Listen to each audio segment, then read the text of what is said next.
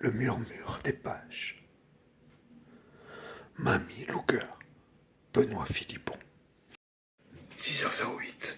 Blam, blam. Berthe recharge. Ses membres tremblent.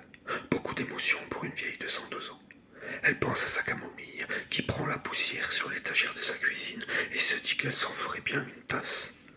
Les sirènes qui résonnent au loin ne sonnent peut-être pas encore le glas, mais reculent inéluctablement la perspective du réconfort d'un bon pismémère. Degord gît à quelques pas de la niche de son chien. Du sang autour de lui. Il a un trou dans le dos, un autre dans le cul, en plus de l'officiel. Merde, elle y a peut-être été un peu fort.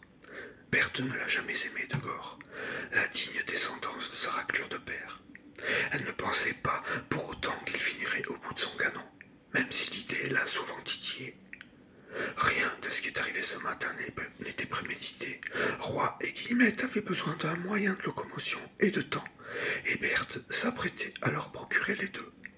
À son âge, on ne peut plus vraiment parler de sacrifice.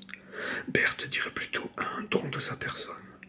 Si les gamins pouvaient gagner quelques jours de paradis, rien qu'à eux, dans la fièvre de leur cavale vers une chimère de liberté, Berthe se réjouissait de les leur offrir. Elle se sentait utile, le palpitant repartit comme en 40. Mais il fallait quand même qu'il arrête de battre la bourrée auvergnate, sinon elle a beau ne pas être bien grosse, il n'y aurait pas assez de place sur le brancard pour charger sa vieille carcasse, en plus de la charogne du voisin.